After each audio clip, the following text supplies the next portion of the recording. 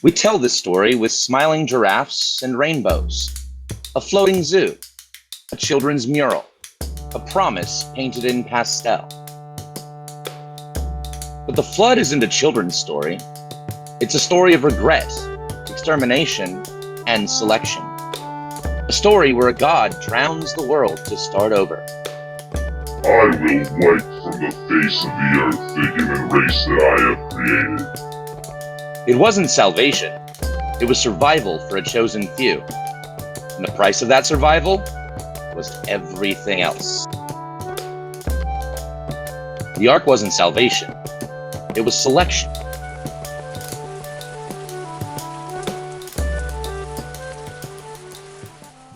Hi, I'm Dave. I've been a language and literature educator for over a decade, and welcome to the Literal Apostate.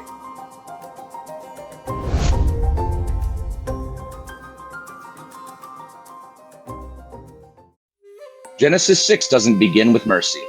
It begins with regret. The Lord saw how great the wickedness of the human race had become and regretted making them. A God who supposedly knows everything in advance, suddenly shocked by what he sees. That paradox alone could sink this story before the floodwaters ever rise. Instead of correction, instead of guidance, the solution is annihilation, a reset, a purge, a cosmic do-over where survival comes down to one man, one family, and one boat. In Hebrew, the flood isn't just rain, it's a mabul, chaos turned liquid, more than weather. Divine judgment poured from the sky. The ark is a teva, literally a chest, just like in Moses' stories. In both stories, survival is reduced to a container, while everything outside is abandoned. We fixate on the smiling giraffes, but what about what doesn't fit? This isn't a rescue mission. It's triage by divine decree. Taken literally, this story means humanity bottlenecked to 8 survivors. Not just humans, plants, insects, mammals, even marine life. A flood this size doesn't just wash away sin, it erases ecosystems. And geology tells us that never happened. No flood stratum, no extinction pulse. The earth remembers its wounds, and it doesn't remember this. Here's the hinge of the story. God doesn't rage. God regrets. Nacham, to change your mind, to wish you hadn't acted. But what does regret mean for an all-knowing, all-powerful God? If you foresaw everything, how can you be surprised? If you had infinite options, why is extinction the only one you choose? This is the paradox Genesis never confronts.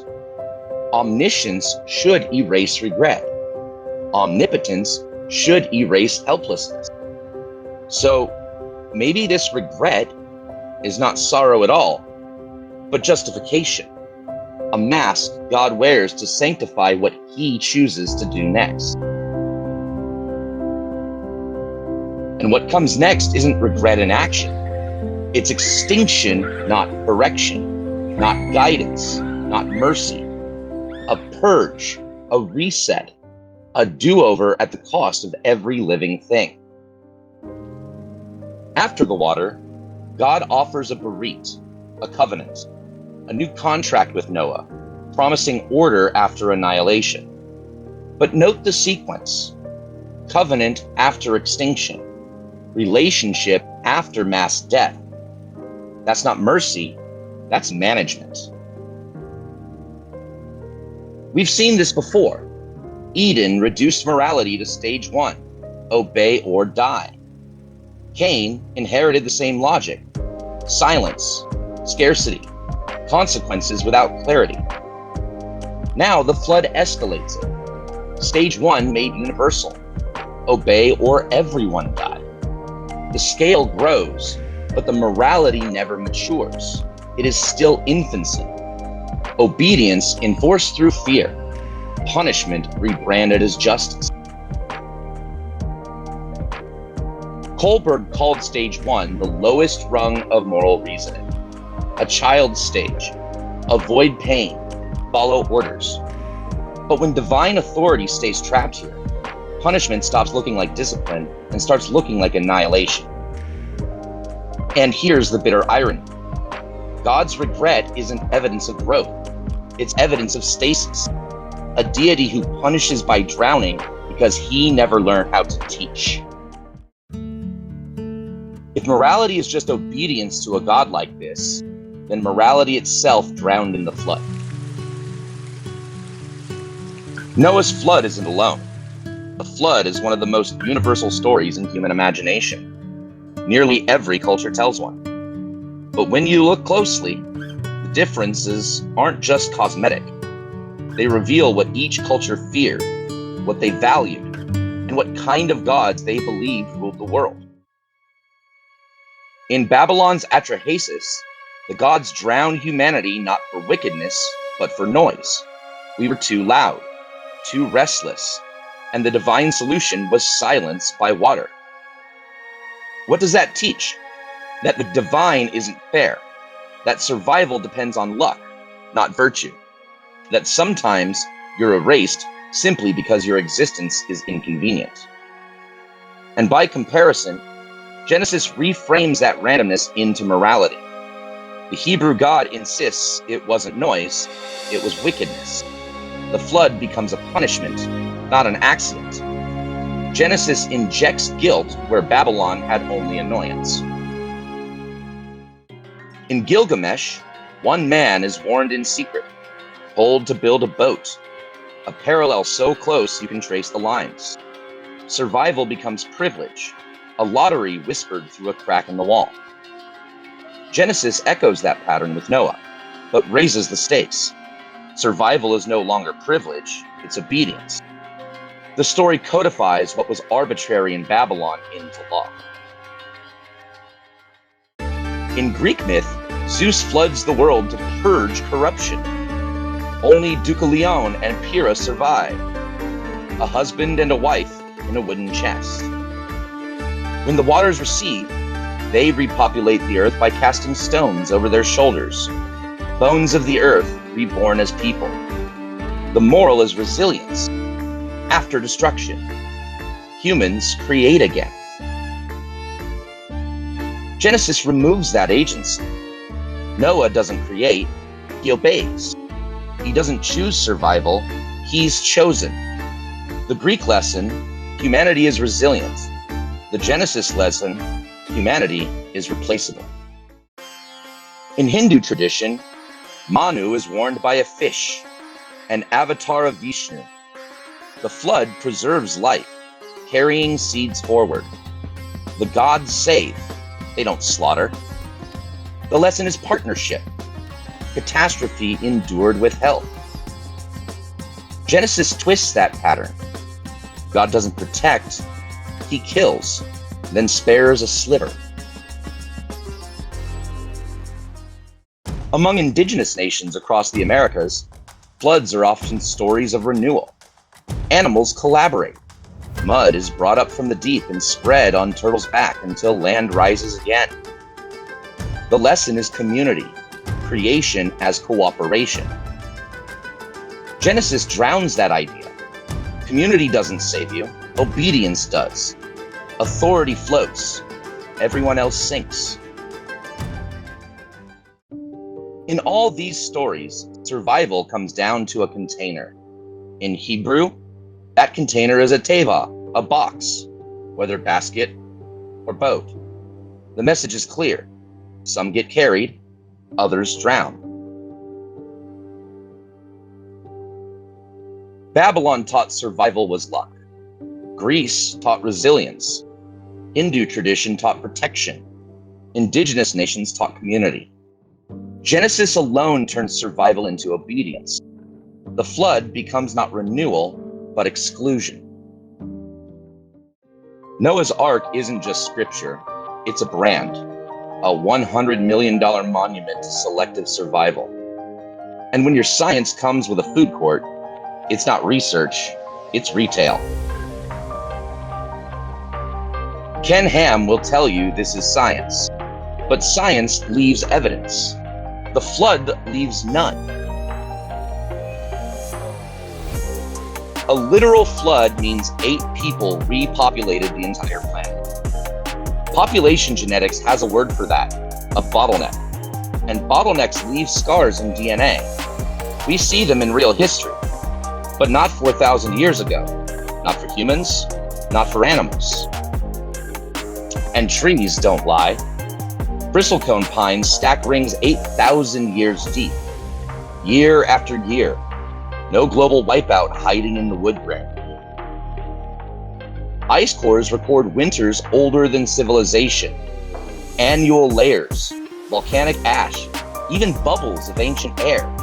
A worldwide slurry of mud and water in Noah's day would have blown that record apart. It didn't.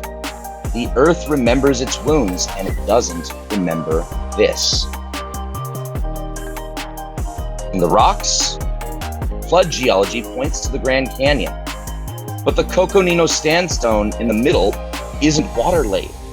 It's deserts and dunes, with lizard tracks fossilized on top. Either the lizards held their breath for a year, or the flood never happened. Dumping unimaginable volumes of fresh water into the seas in 40 days is extinction by chemistry. Corals bleach and die when salinity dips for even a few days. Most marine fish can't switch from salt to fresh on command. A global reset would mean an empty ocean. So unless Noah had an aquarium the size of the Pacific, the Ark story ends with sushi and nothing else. To raise the sea level over mountains in 40 days, you need energy on the scale of thermonuclear bombardment, as if a hydrogen bomb detonated every second. That isn't a deluge, that's a planet killer. So why defend the indefensible? Because for some, believing the impossible becomes the test. If reason can't handle it, faith must. Impossibility itself becomes proof. And whole subcultures thrive on it. Flood geology, flat earth, young earth creationism. They turn pseudoscience into identity. If you doubt the flood, you doubt God. If you trust the evidence, you betray the tribe. The flood isn't just pseudoscience, it's a template. Annihilation framed as purification. How many regimes have promised a reset through cleansing? And while seas rise today, not by myth, but by climate, the powerful build their own arks, bunkers, escape plans, survival lifeboats for the few, while the many drown outside the hull. In the end, the flood story still does its work. It tells people that survival is selective, that life belongs to the chosen, that drowning the world is acceptable, as long as the ark floats. And if you believe that story, you don't just defend it, you start rebuilding it. When the water recedes, God doesn't give humanity a hymn or a hug. He hangs a weapon in the sky. In Hebrew, it isn't a rainbow, it's a keshet, a bow. This isn't decoration, it's disarmament. The divine war bow flipped upward, string aimed not at us, but at heaven. Genesis 9 isn't God saying, I love you. It's God saying, I won't do this again. That's not comfort, that's damage control. And notice the order. Genocide first, promise second. Mercy after the massacre. The bow is a truce, not a transformation. Today, the rainbow means something else entirely. It isn't God's guilt trip, it's human defiance, pride, a banner for survival that refuses to drown, a flag raised not after destruction but against it. Yet, the Christian right insists the rainbow belongs to God, that optics itself is intellectual property, that refracted light carries a copyright notice from heaven. What does that reveal?